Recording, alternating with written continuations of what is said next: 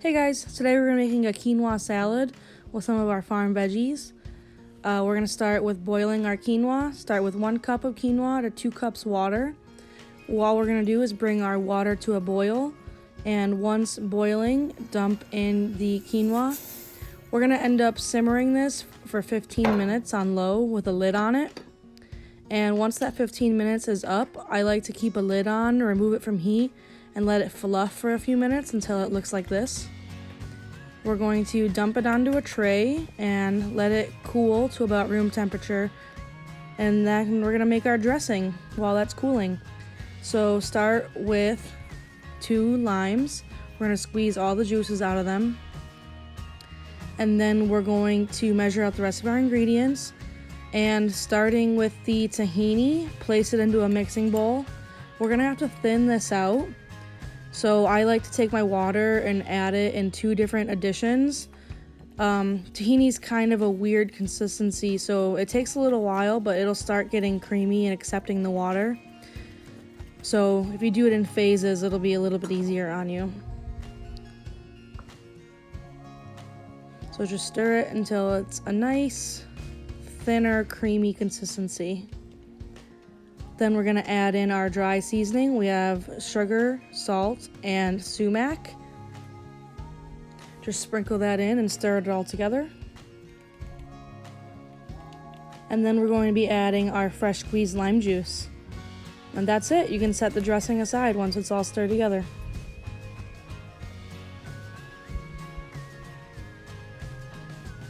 Now that our dressing's done, let's move on to preparing our vegetables for the salad. We're going to be making sumac onions. So just take a raw onion, peel it, cut it in half.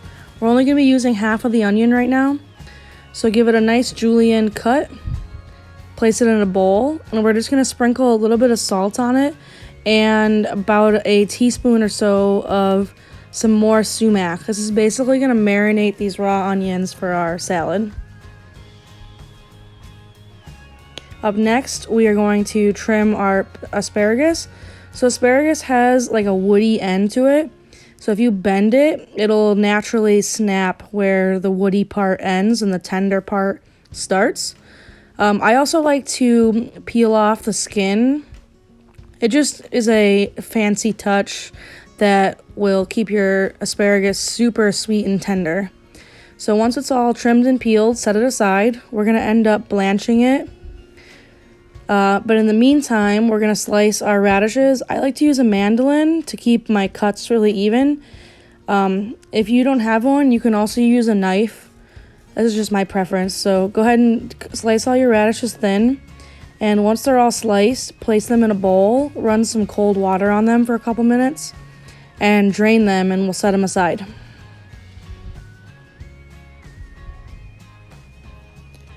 This is how we will blanch our asparagus. So get more water than you think you'll need in a pot boiling.